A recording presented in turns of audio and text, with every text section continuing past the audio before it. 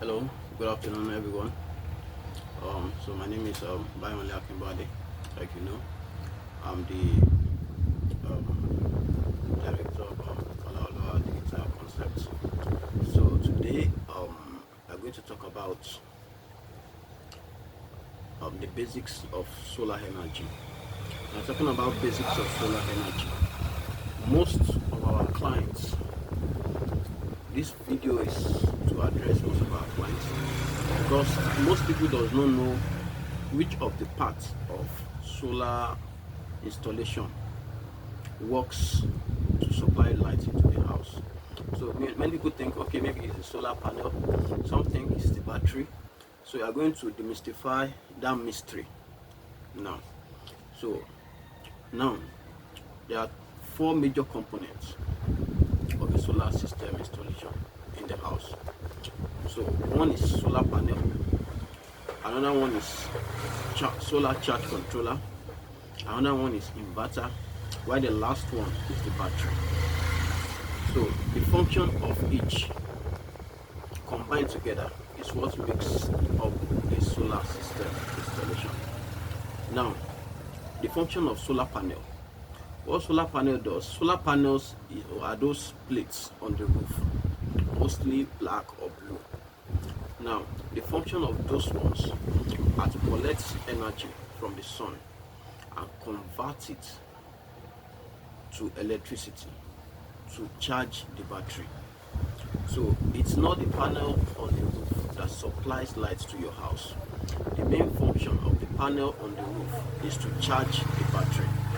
Now, when the panel on the roof receives electron from the sun and converts it to electricity, as it's going, we don't connect it directly to the battery.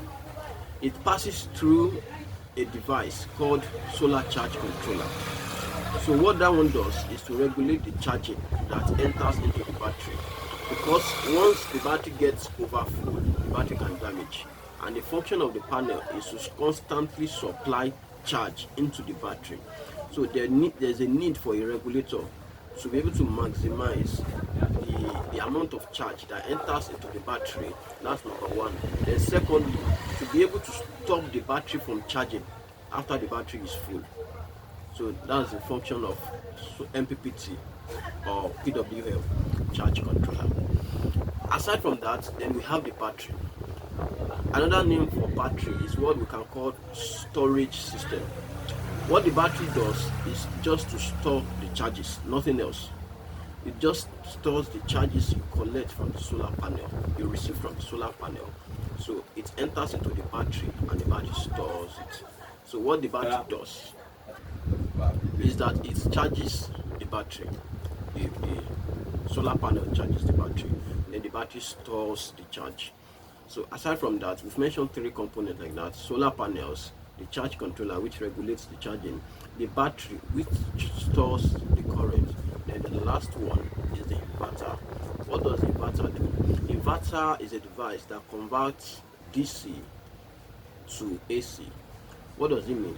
DC is the direct current, while AC is the alternating current. So what does it do? It collects direct current from the battery and converts it to alternating currents, which is needed in the house.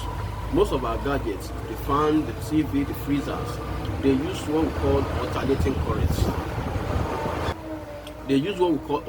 currents. So when we connect our TV or our fan or our freezer directly to the battery, it will not work because the battery gives out direct current, why they need alternating current.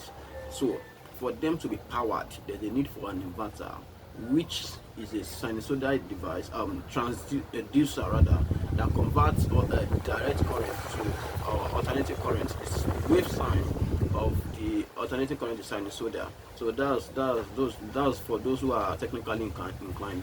So what it does is that it collects direct current from the battery, converts it to alternating current that powers the load in the house, like electric bulb, like a fan, like a TV, like freezer, like AC. So those are the functions, the basic functions of the major components in the solar system. So thank you very much for watching. watching. I hope you've learned something.